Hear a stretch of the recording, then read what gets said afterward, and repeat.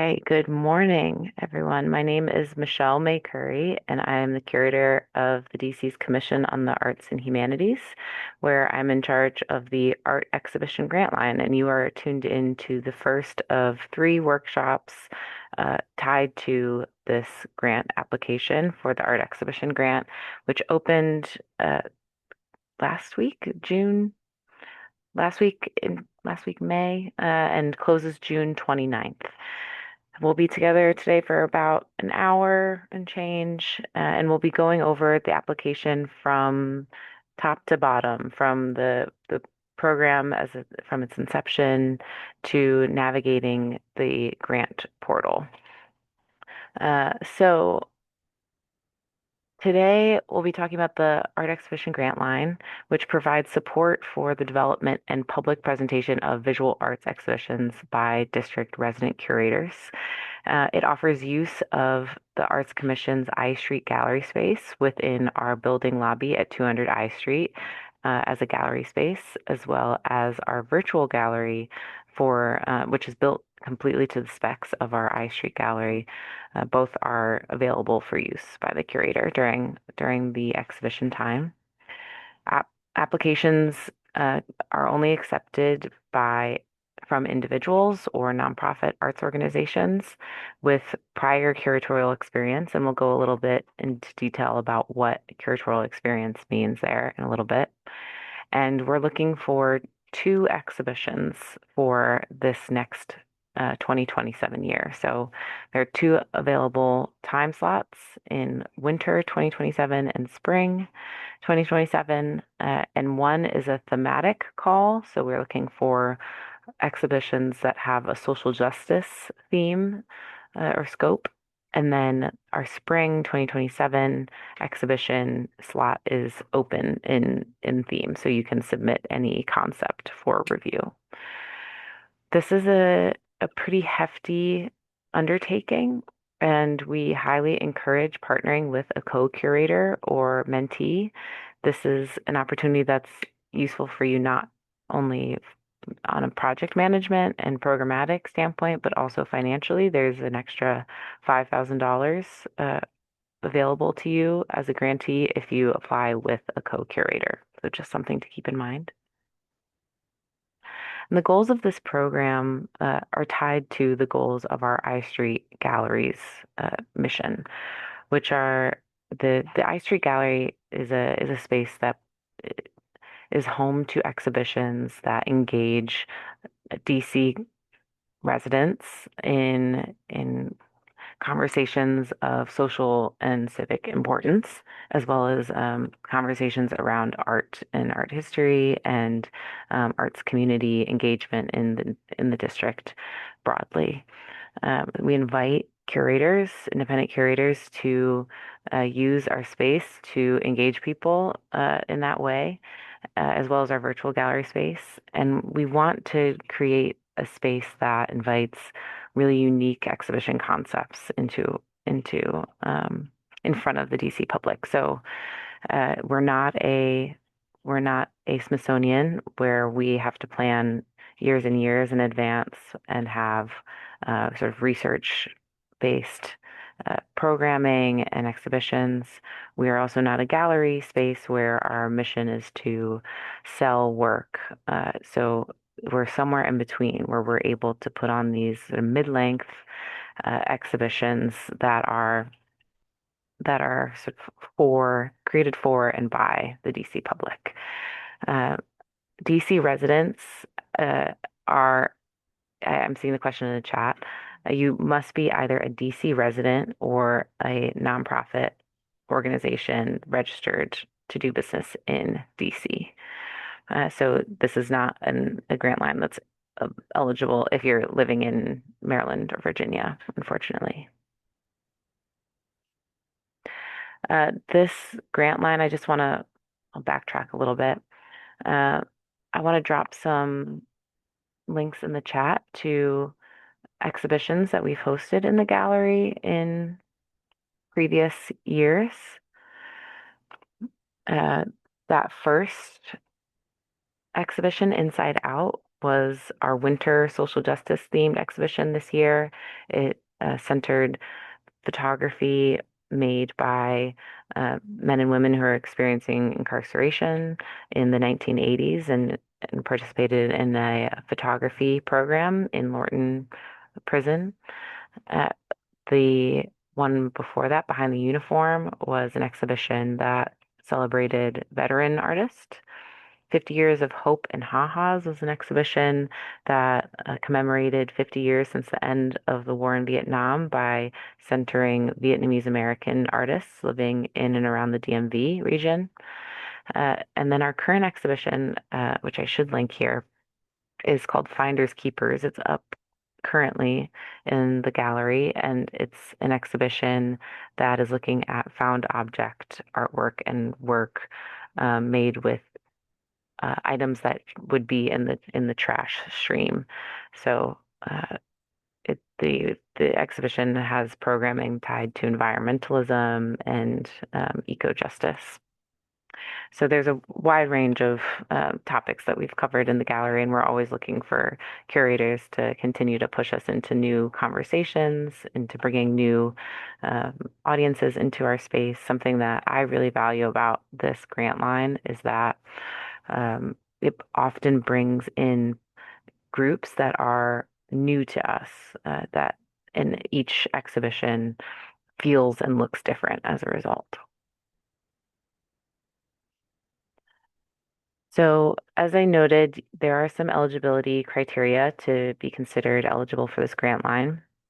You must be an artist, curator, or arts-related professional who is over the age of 18 with prior curatorial experience. So you should have curated in the past in some capacity, and we require this because our gallery is the DC government's permanent gallery space, so it has a prominent function in the arts ecosystem in the DMV.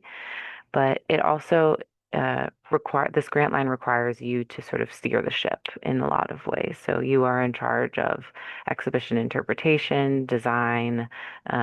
You are in charge of contracting installers. You are in charge of creating programming. And so we want someone who it's not going to be their first time doing this work. Oh, I'm realizing that there's people in the waiting room. Let me admit everyone.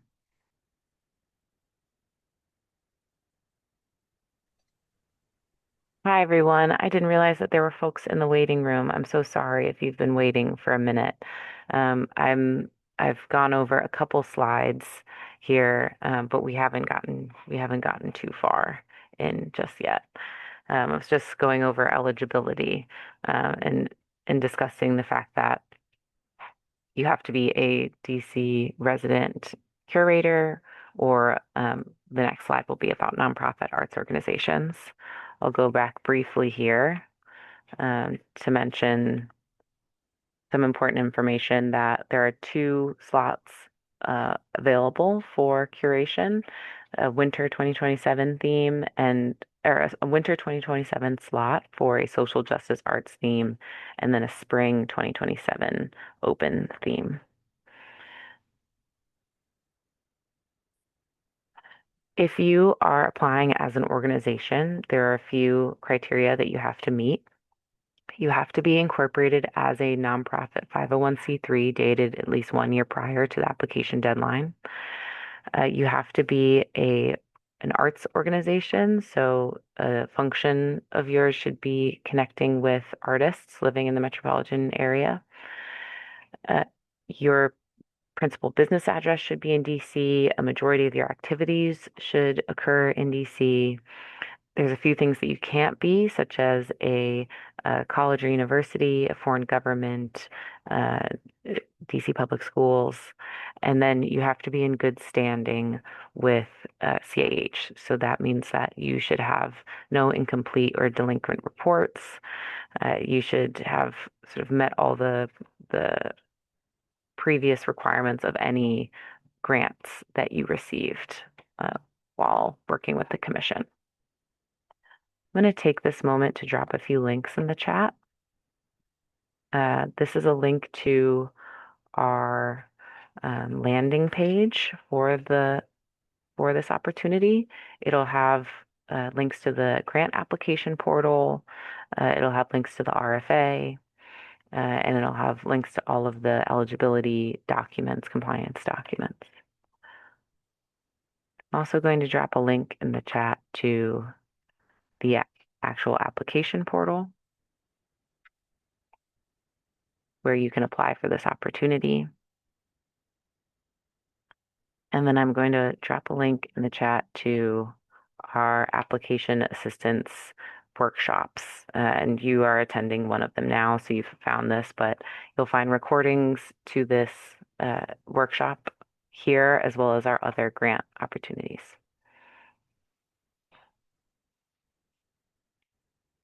So here are the exhibition dates for the two open grant opportunities. The social justice themed exhibition slot runs from January 14th to March 5th, and the installation and deinstallation periods happen the week directly before and directly after those windows. That install period from January 6th to 13th, there's a little bit of wiggle room on because we're all coming off of the new year. And so um, the gallery will be sort of open that first week. So you are able to sort of get in a little bit early. And then we have this slot overlapping with Black History Month and a little bit of Women's History Month, which I believe is in March. But we want you to sort of take advantage of that time of year to celebrate social justice themes.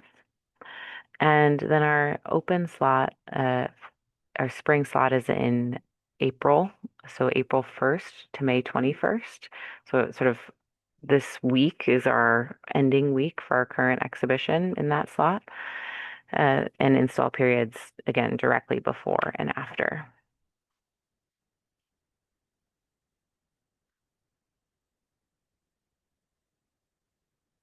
I'm going to pause here and see if there's any questions. Again, if you just joined us, please feel free to use the chat or raise your hand and unmute yourself. And I'm sorry for those who might have been waiting a couple extra minutes in the waiting room. I'm happy to answer any questions about what you think you might have missed.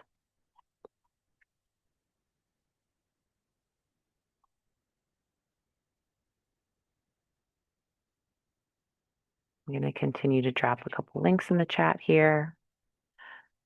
This is a juried process, so your work will be reviewed by a jury, and you can apply to be a panelist across all of CAH's grant opportunities. Just dropped a link in the chat if you're interested in serving as a panelist. That is a paid opportunity. You do receive a stipend of $200 for your time, $250, I think. Is there an archive of past exhibitions? Yes. So on the landing page, I will reply in the comment here. If you scroll down, you'll see a list of past exhibitions, and all of those are archived art exhibition grant lines.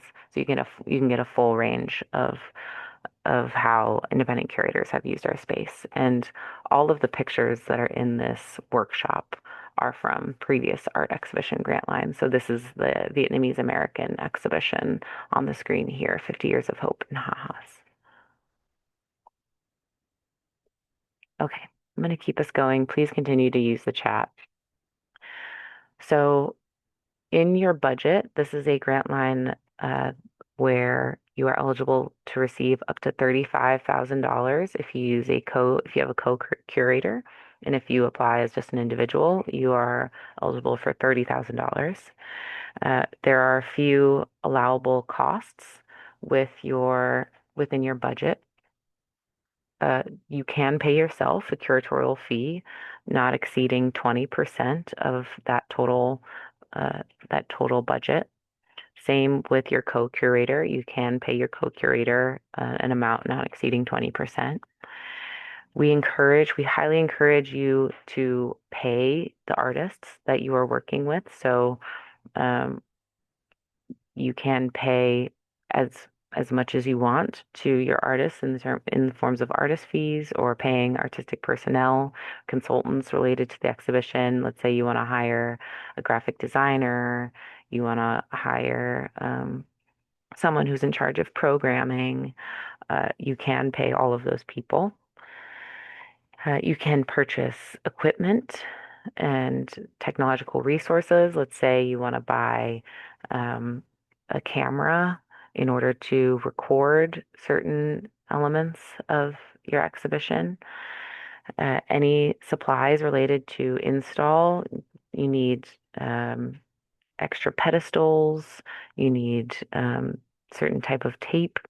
All of that is eligible. Next bullet is within that as well, any type of exhibition presentation materials, so wall labels, vinyl, pedestals, frames for the work itself. You can pay for the delivery of the artwork to the gallery, any shipping or transportation fees incurred by artists to get you the artwork. And then you can pay for any design and maintenance of websites for this exhibition. So you are not required to have a website, an external website for this, but many choose to create a website. You can also pay for photography of the exhibition or for the artworks before they're installed so that you can create a catalog or social media materials related to the exhibition. Any programmatic expenses, so you are required to have at least um, a opening reception and one other program related to this exhibition. So some people choose to do a closing exhibition, some people choose to do an artist talk. We've had many other types of events, workshops. Um, we've had performance art. We've had musical performances. So you can sort of dream quite big if you'd like. So printing flyers, if we have available chairs and tables for you, but if you need other types of rental equipment, we do require you to hold insurance. So commercial general liability insurance and property insurance should be factored into your budget. Any rental needs for storage before or after the exhibition. We do allow you to store the artwork in our storage space for maybe 2 weeks prior to the exhibition, but that is a fairly full space, so it's limited in storage. You can pay for any travel directly related to this exhibition implementation. So let's say that you have an artist who's based in New York in this exhibition, and you need to take a trip to New York in order to do a studio visit for that material, or if you need to bring somebody in from Philadelphia, you can pay for their travel. And then any documentation of the exhibition while it's currently up in the gallery. So you can pay a photographer to take photos of the exhibition or take video content work. You can create catalogs with the material with the stipend. Uh, so all of those are eligible expenses. And then there's a few unallowable costs. So you cannot pay for food or drink with the grant award. You cannot re-grant the awards, like so hosting a contest and then reissuing the money as awards. You can pay your artists, but you can't. You sort of go through a re-granting process.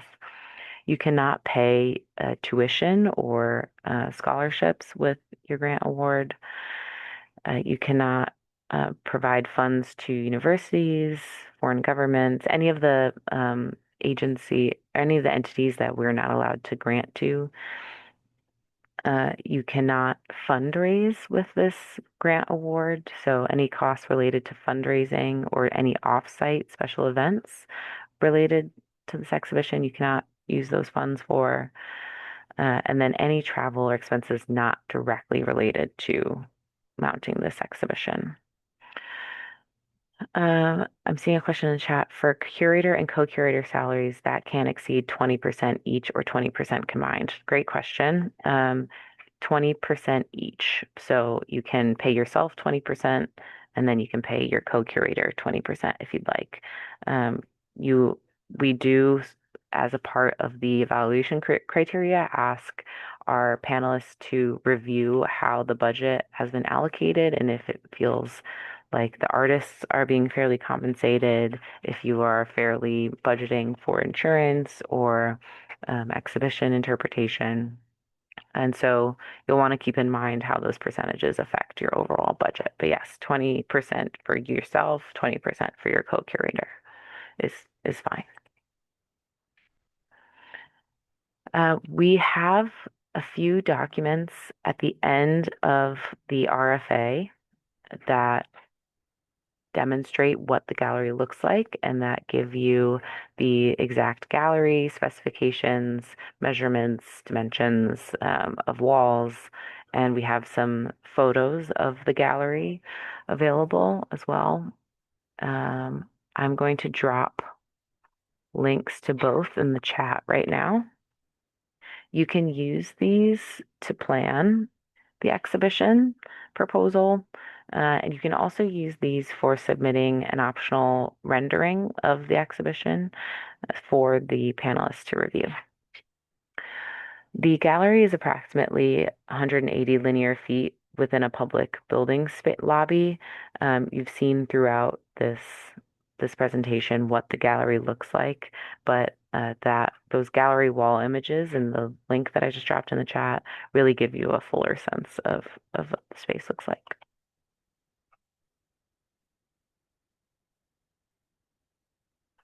We also have a virtual gallery space, which you can review on our website currently.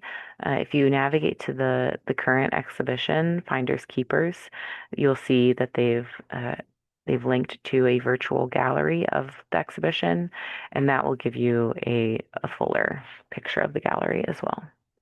So as you can see here, the gallery has three tiers.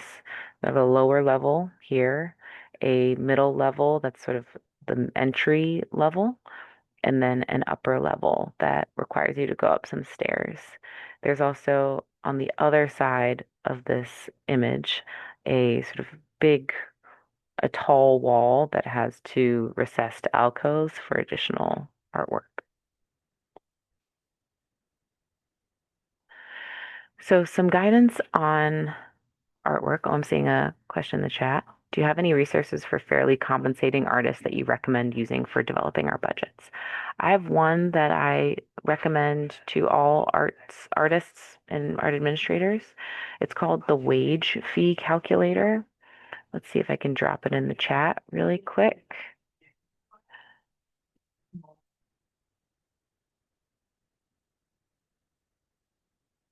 Here it is. It's a great website that allows you to see how different institutions compensate artists for different activities. So you can see what an artist stipend looks like for a gallery talk, for showing your work in a certain size gallery, for hosting a workshop. All of those different types of activities are calculated and calculable here based on location and budget. So for artwork for this grant line, we do require that this be a group exhibition. So this should not be an exhibition of work by one artist. This should not be a solo exhibition. And the more successful an application, uh, the more it, the increased number of artists. So um, certainly more than two. Our current exhibition, I think, has 13 artists in it. We've had 20 some, 30 some artists in shows. We see this as an opportunity for artists to uh, have have their work shown in the city. It is a city that has opportunities for artists to show their work, but sometimes it can feel few and far between if you are especially an emerging artist or just getting established. So this opportunity, we do encourage curators to bring more work into the gallery space. Uh, Two and three-dimensional works are eligible for display. Sculptures, wall sculptures, there are spaces for hanging installations. There's one space in particular for hanging elements. Uh, and then artist consent is required for application or for applying with their artwork. So you should be submitting with your application proof that the artist whose work you're submitting knows that their work is being submitted as a part of this grant application. And then curators are allowed to submit their own work for display. It is something that previously we haven't encouraged, but recognizing that many curators are also artists, we have an opportunity for you to display up to two pieces of your own work. And then for installation and deinstallation, the curator is responsible for coordinating the exhibition install by a professional art handler as well as the deinstall. So your art handler and installer should have carry insurance, and they should be people who have installed work in the past. And then we do have a list of available equipment at the end of the RFA for you to review. So TV monitors, chairs, tables, pedestals, they're all listed, headphones for as available for use. So you can keep that in mind as you're building your exhibition proposal. I see a question in the chat. Does the artwork have to be by DC artists? No, it does not have to be by DC artists. Though we do encourage you to curate local artists. The only requirement is that you, as the grantee, be a DC resident or a nonprofit arts organization certified to do business in DC. We do also encourage if you are a DC curator who has curated exhibitions elsewhere. So let's say you've curated a show in New York or Chicago and you would like to bring it to DC as a ready-made exhibition that's already been shown elsewhere. We are happy to review those exhibition proposals as well. We'd be happy to see it travel to DC.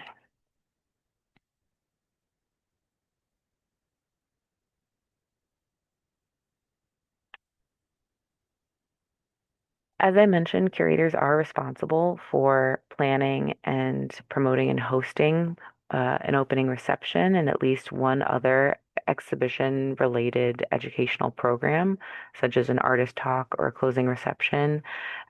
These we promote on our social media and through our listservs. We often get strong attendance at these events, and it's really an opportunity, again, for you to bring interested people into our gallery space to engage with the space and engage with each other. You should, in your application, describe those proposed programs and sort of clearly outline what you imagine for them. And again, there's equipment available upon request for those activities.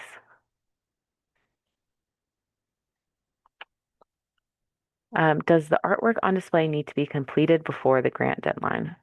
It's a great question. The answer is a little bit complicated.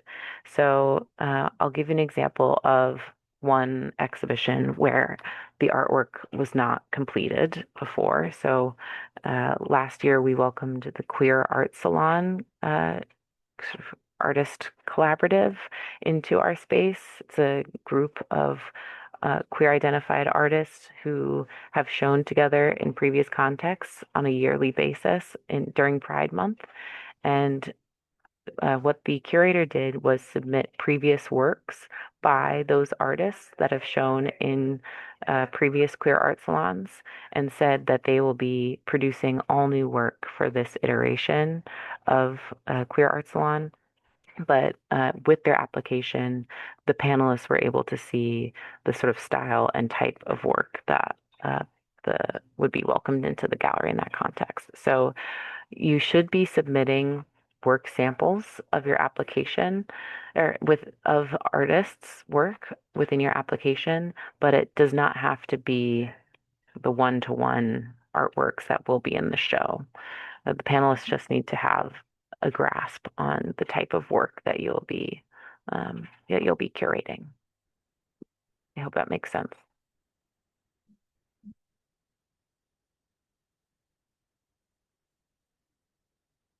There are a few evaluation criteria that will be used to evaluate your proposal. Again, this is a jury panel process, so uh, you, as you're building your application, you should be keeping in mind how it will be evaluated. The first criteria is reviewing the exhibition concept. So the whether or not the exhibition is a unique or compelling contribution to our gallery space. It'll be looking at the selection of the artwork and if it is clear, if the curatorial premise demonstrates an original idea or perception of art.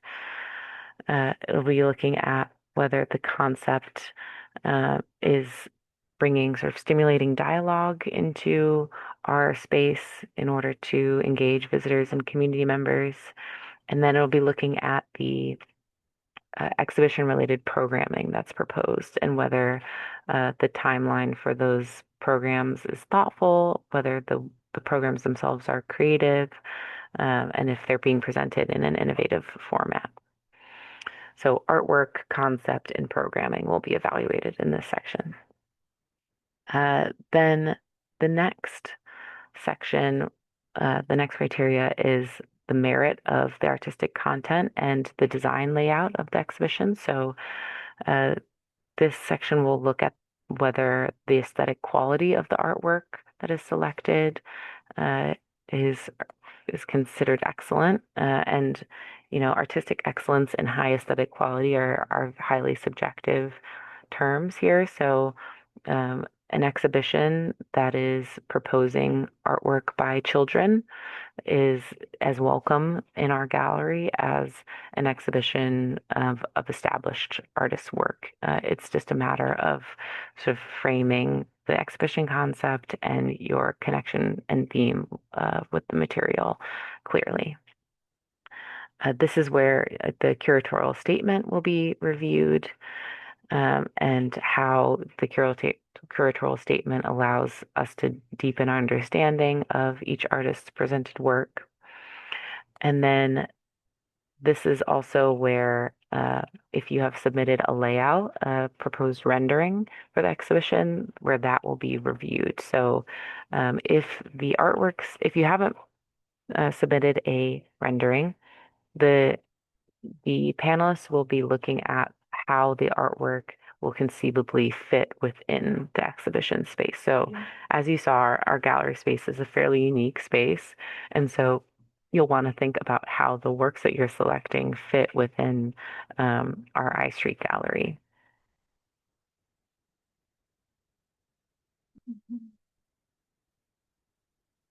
The next criteria is around opportunity and equity. So um, we'll be evaluating if the applicant is showing evidence of intentionality around the planning and implementation of the exhibition in terms of promoting a welcoming and inclusive environment.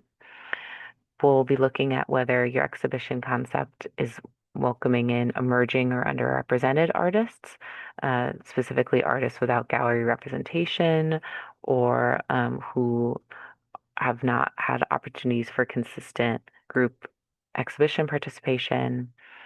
Uh, this is an opportunity to welcome all artists into the space, and we would really love to see you do that work with your exhibition proposal. This is also where we'll look at your selection of co-curator if you've welcomed somebody onto your team, and if you are thoughtfully engaging them as a collaborator. And then we'll be looking at the budget feasibility. It's the last criteria here, which is worth 10% of the overall score. So the panelists will be looking at your budget and the breakdown of how you're paying yourself, artists, equipment, etc., and whether or not that breakdown is reasonable and achievable. Uh, and then whether or not the production of the exhibition is feasible within the time allotted. So you may have proposed a really ambitious exhibition, and the panel will have to review whether it is reasonable for you to do this work in our gallery with the allotted time.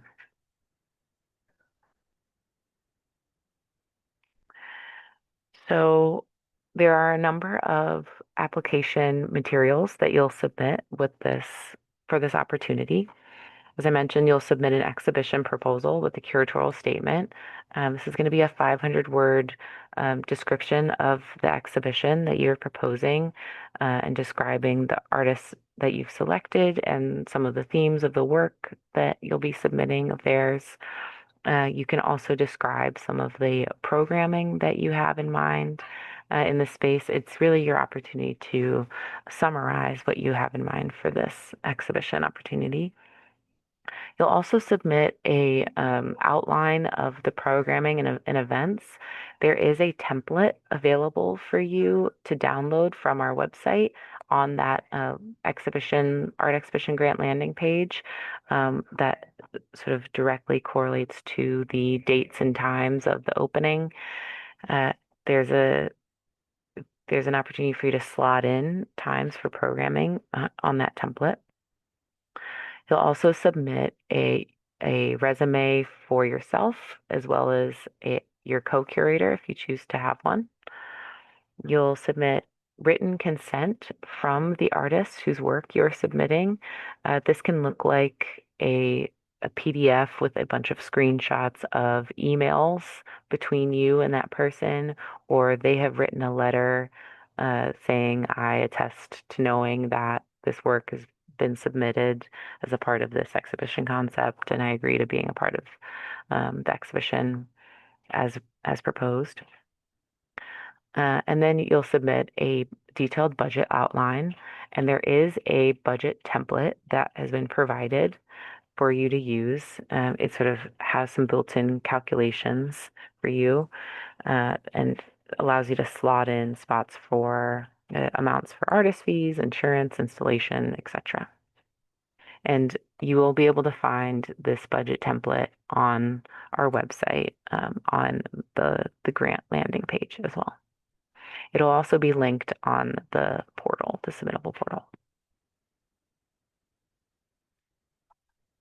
You'll also submit artist statements from each artist so that the jury panel can better understand the artists who you've submitted.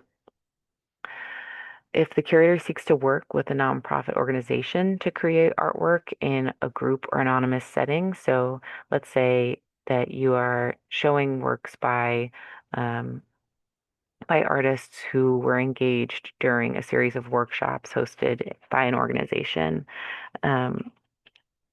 You'll want to, and you won't have access to art to be able to get artist statements from the artists who were a part of that series.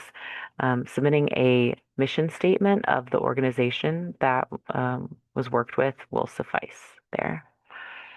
You'll submit an image list for the proposed artwork. So this is in the in the submittable grant application portal, there's an opportunity for you to, in in a table format, submit the artist name, the title, the year, the dimensions. And so there's sort of the panel can sort of neatly understand um, the specifications for each artwork.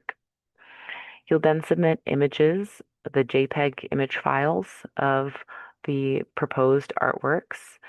Um, and you'll note here that these works can be subject to change based on the final curation and availability of those works. And there's an opportunity for you to submit a final image list of works if you are granted the award 1 month prior to the exhibition installation. If you are proposing programming with participants involving youth under the age of 18 years old, you'll need to submit background checks for any programming participants who would be leading those exercises. This is really specifically if you expect to be working with children directly. We welcome all people into our gallery space, and so you don't need a background check if you just are submitting an artist talk or closing. It's really directly if you want to be working with youth. And then you'll submit an optional rendering. It is highly encouraged because it is an opportunity for the panelists to get a clear, full sense of the exhibition as you've proposed it. And you can use, again, you can use the images at the end of the RFA for submitting that rendering, or you can use our virtual gallery space, which is linked as well on on our um, on our landing page. See a question. Are the artists consenting to your submitting images of their work, even if they might not actually have work in the show? Um, I I don't fully understand your question, Sally, because I'm imagining that any artist whose work you're submitting, you would hope to be in the show. Do you want to clarify your question? Um, yeah, yeah, I guess our situation is sort of odd. I was thinking about whether we can submit for our organization to do a show, but normally our shows are all juried shows. Hmm. So we might not know until closer to the show exactly who would appear in it. Does that make I sense? see. Yeah. Yes. And so the question is, could we put in a proposal? So could we then put examples of the kind of work that has been in our shows in the past? But Yes. yeah. So I think that example that I shared earlier of the queer art salon sort of applies to you Hmm. as well, Sally, that if this is a yearly show, an existing show that you're hoping to put on in our gallery space, that you would submit some of the sort of alumni works of the show with the idea that the exact people and artworks would change. And so you'd have to sort of clearly specify I that in your mean, proposal. we have 20, 30 years of shows that we could draw from to show the quality of the work that's typical in our shows. But Yes, yeah, that's yes. what I was trying to figure out. So I And think you should submit sort of existing. Are you working with people who often submit year after year and who you sort of yeah, know? yeah. And also normally anytime someone submits, they're giving consent for images to be used. Yeah, so Yeah. I would submit some of those like strong alumni works Mhm.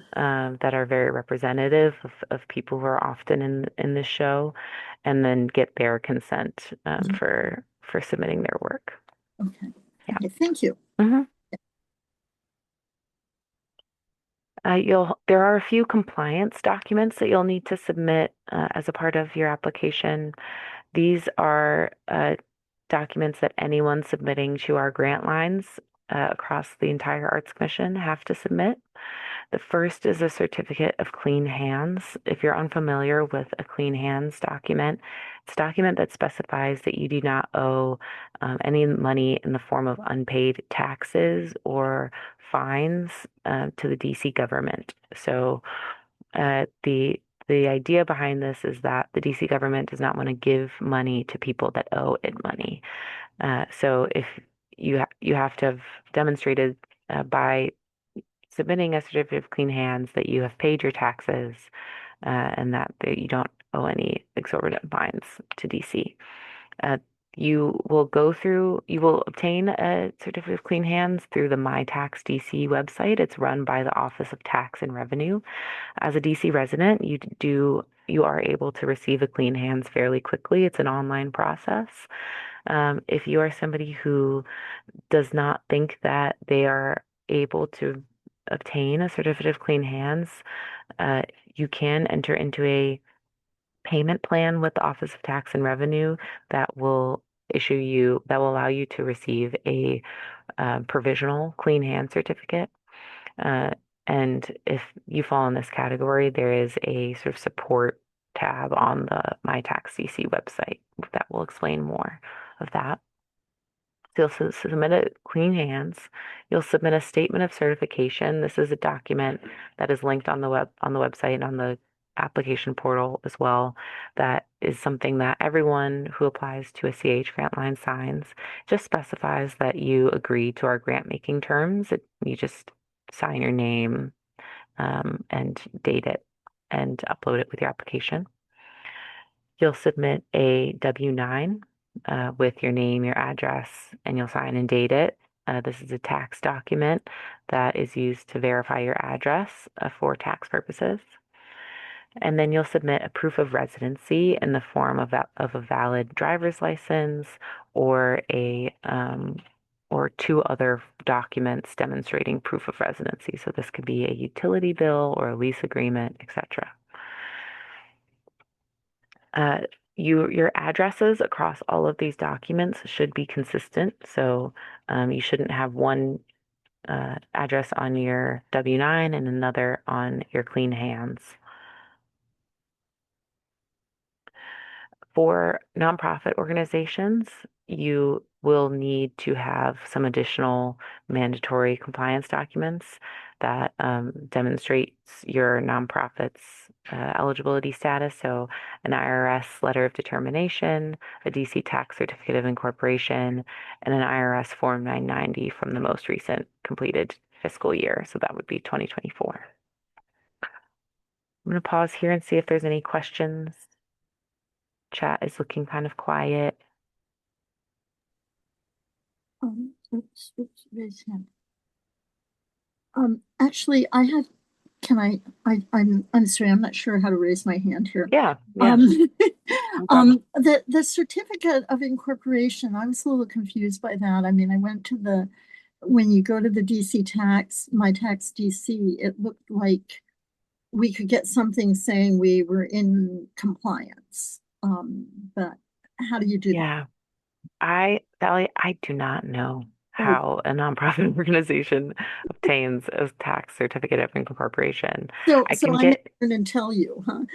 yeah, I would love for you to tell me when you figure it Okay. out, but I will also go ask someone on your Okay. behalf and see if I can get more Yeah, information and for you. when I went to the court DC, it seemed like what they would hand us wasn't called that. It was called something else to show that we Okay, were really incorporated and we were in good standing as a corporation okay, who had filed all our reports. But it wasn't quite. They didn't have something that looked like that. So okay, anyway, and okay.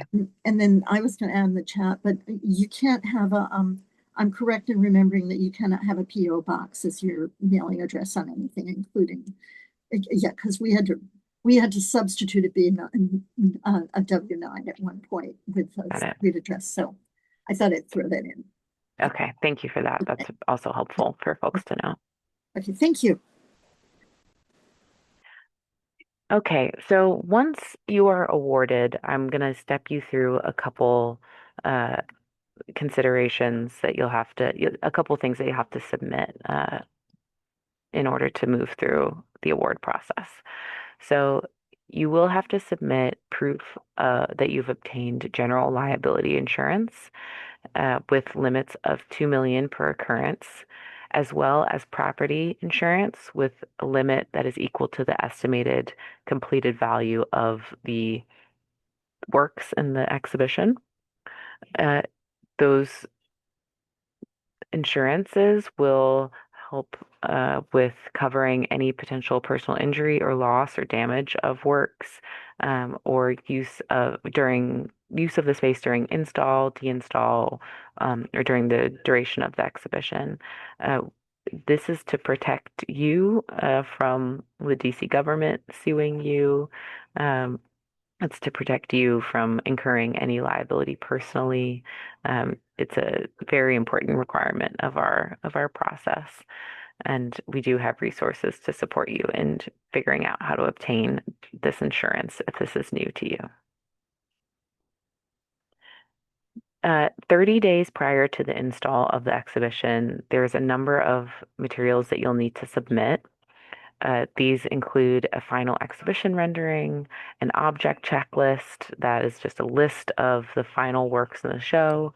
You'll submit all of the artwork labels for review. So, any of the labels next to the artwork, if you've written any extended labels, we'll want to review that text. The intro wall text we'll want to take a look at. Artist bios are useful for our comms team for promoting the exhibition. The marketing and promotional materials you'll use for promoting the show. So, a press release, any social media graphics, any website links, we'll want to review those. Uh, CAH does partner with the grantee in promoting this exhibition. So, we CAH is responsible for distributing any materials that you give us, but we are not responsible for producing materials. So you will be in charge of creating a social media graphic. You will be in charge of creating Eventbrite links for RSVPs to your opening reception. And then we are responsible for circulating it to our listservs and on our social media. So it's definitely a partnership opportunity there. And there is a list of resources that the comms team is able to support you with in the at the end of the RFA in Addendum B. You'll submit a list of your final programming dates and times. You'll resubmit those letters of consent from the exhibited artists if that list has changed. So if you have any new artists in the mix, you'll want to submit those letters of consent, and then any background checks that are needed for any programming related to youth. You'll also submit, upon completion of this exhibition, a budget form and final report. So you will be responsible for submitting all receipts for that for purchases that you've incurred related to this exhibition and the grant award. So every penny needs to be accounted for, and you'll submit a budget report that details how each expense was used. And then there will be a final report, which you will answer a series of short written questions about the nature of the programming that you did, the nature of the artworks, and the impact. That will be submitted a month after the completion of the exhibition, so after the installation of the work. Um, there are a few tips here for preparing a successful application. Some of them are pretty straightforward, like making sure that all of your documents live in one folder and that they're properly labeled. So maybe you use a system of your last name and then underscore the title of the document, like W9, last name underscore title of the artwork, etc. You'll want to keep a copy of that evaluation criteria nearby to make sure that you're sort of checking all the boxes of this grant program. You might want to have someone from outside of your discipline review your application. Considering that this is a jury review process, it's nice to have some eyes on your application because you never know what sort of subjective opinions they may have of their work as they're reviewing it. The deadline for this application is June 29th at 5 p.m., and that is a hard 5 p.m. So the portal will time out and expire at 5 p.m. you'll want to complete your application in the portal. So um, I would encourage you before that 5 p.m. deadline and maybe even the week prior to have submitted your material, just because you want to make sure you have time to get any questions answered in this process. And if you have any technical issues, there's a support email that you can email via Submittable to sort of navigate any portal related glitches or needs. Um, I'm going to switch to navigating the submittable portal. We have changed our grant application portal. So we have previously used this portal called Jungle Lasers, and we have now switched to the much more recognizable and popular Submittable. It is a huge user experience improvement, and I'm just gonna move over to the grant application portal now and sort of step you through uh, submitting this work. Stop sharing for a sec while I get everything situated.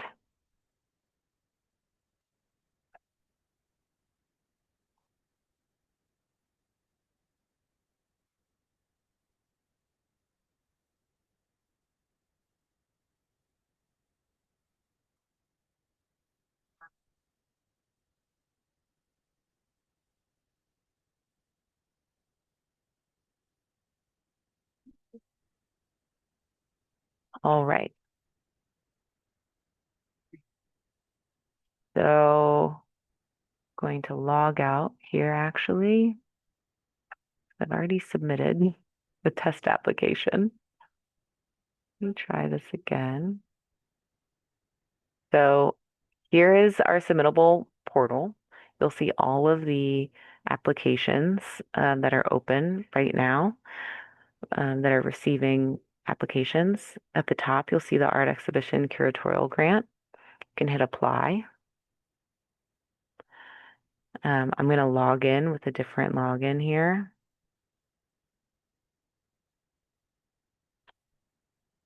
And you'll start by, it'll ask you to find your organization. If you are not an organization, you'll want to skip and continue to application. There's a few eligibility questions here. Have you been a resident of DC for at least a year? You say yes. Have you read the guidelines? Do you have a social security number? You'll say yes here. And are you 18 or older? Yes. Next. You'll submit your name.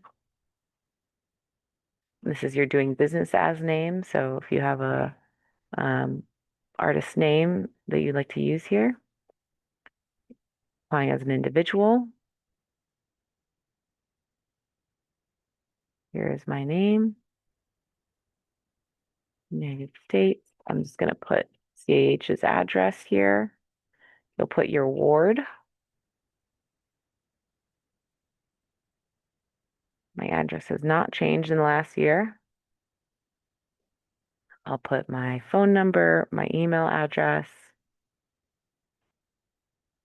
Have I applied for a grant from CAH in the past 5 years? I'll say no. Here you'll put your exhibition title. Exhibition. You'll put your amount requested here. I'm going to be applying with the co-curator, so I'll put $35,000. There's a few questions that are related to NEA categories that we have to list on the application. Just check those boxes. There's some begin and end dates here. You'll put the date listed above, so October 1, and then your project end date will be September 30th. You'll see every other date is grayed out. We do have some new questions this year related to artificial intelligence. Applicants are permitted to use AI in the creation, editing, and formatting of their application narratives, but we would like to know if it's being used. It's both useful for us in knowing how this new technology is impacting our applicants, but it's also useful for us in evaluating the materials themselves. So I'm going to say no, and then say no here. You'll have an opportunity to submit your work samples here. So this is where you can submit any artwork files. And then you'll see below that there's a table where you can submit all of the relevant information. So it's helpful here if the artwork title, if the file relates to the artwork information here. So um, I'll choose a file. You can this year.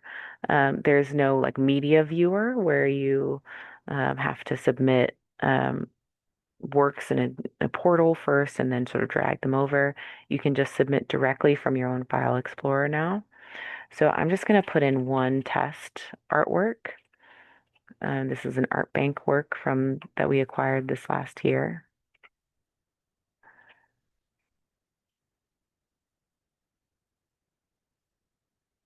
So as you can see, it drops directly in. And then I'll put the artist's name.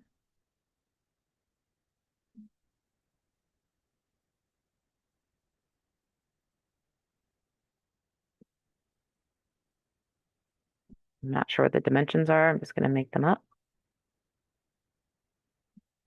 Materials used. I'm going to say wood cut print. And then this is an opportunity for you to drop any artwork descriptions that you would like that you think the jury would benefit from having. It is a required field. If you would like to repeat the information above, if you don't have anything additional to add, that's fine. But this is an opportunity for you to say, this work was created um, during a residency with David Driscoll, who was my mentor, etc. If you have more than 10 works to upload with your application, which many of you likely will, considering that this is an art exhibition, you can check the box yes here, and it will open up another opportunity for you to submit another 10 works, and then another opportunity here. If you have more than 20 works, you can say yes, and then it'll pop up a box. I think 30 is the maximum you can submit here, but if there are more works in the show, please email me. So if you have no more work to submit here, you'll just check no here twice.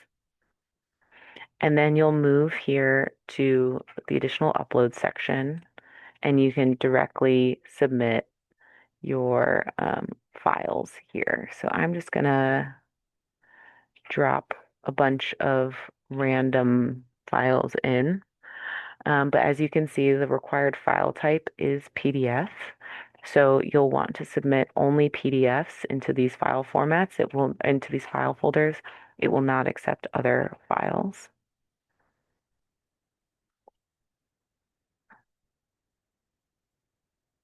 I'm going to drop a bunch of files into the different areas.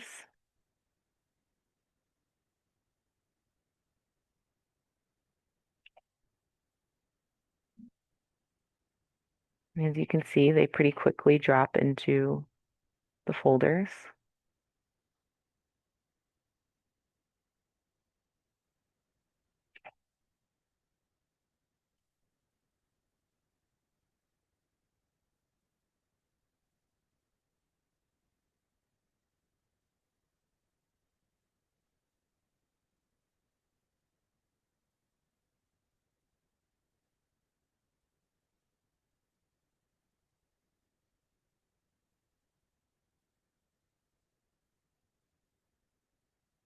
Okay, almost done.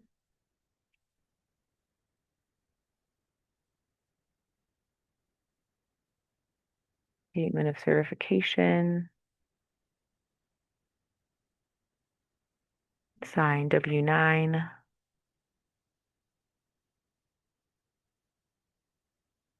proof of residency, and you can see here that there's,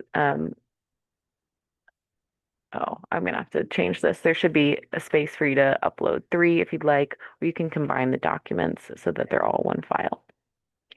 You'll want to save your draft. It does save automatically as you're working, but it's always good to sort of save your draft below here. And then when you're ready and you've reviewed your application, you'll hit apply.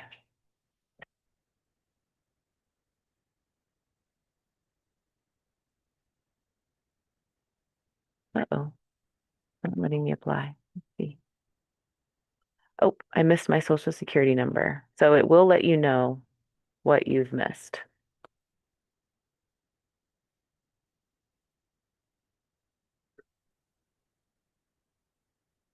Let's see if it lets me do it. I think I've entered another invalid social security number. Yeah, it's still not letting me do it. Okay, apply. There we go.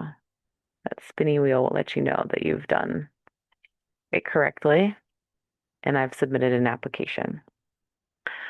So that is the full process. I hope that was helpful in seeing it. It is quite simple in comparison to our previous portals. I'm looking in the chat. I've had trouble submitting large files for grant applications on Submittable. Is there a way to, there's something in my, is there a way to, um, is there a way to submit links for the artwork instead, or does the form only accept PDF attachments? So for the artworks, you can submit a range of different file types. I think it's like JPEG, TIFF. You can submit videos, and there is a maximum submission load of 800 megabytes, I believe. So it is fairly large. But if you're having trouble with submitting work and you would like to submit links instead, I wonder if there's a way of submitting links via um, submitting a PDF that just has a link in it. That might be a way of sort of uh, offloading the the amount of the amount of megabytes needed in the application. Uh, there should also be a spot. You might be able to link it in the image identification table there, in the materials used. That might be a spot for you to link it as well. I'm just thinking creatively for links. Okay. Are there any other questions? We've reached our conclusion here. Um, I want to put my information up again. Oh yeah, one more question. Can you apply as an individual with an organization as a co-curator? My nonprofit, which the exhibited work will come out of, is in good standing, but we just received our 501(c)(3) status earlier this year. Do you have a response to that, Sally? Oh, just you want to follow up. Okay. So that's a great question. I imagine that as long as you are the individual who's applying, who your co-curator um, is is flexible. Um, I fear a little bit that paying your nonprofit, if your co-curator is you, is if you're saying that your nonprofit is you, that the the panel might look at that with a little bit of suspicion that you're sort of paying yourself twice, if that makes sense. But I'm happy to talk to you about this offline and sort of talk through the specifics of it. Because I haven't had explored this case before. I haven't had a particular question. Sally, Yeah. yeah, Oh, I had one question when you talked about submitting things that had links in them. I recall that when I was a panelist, they told us not to go beyond the application. yeah. Will there be a problem if there are links in the materials? So Or has the that changed? yeah, it's a good question. I have in our previous grant portal, there was spaces for you to submit like a Vimeo link, and it would sort of allow you to externally link.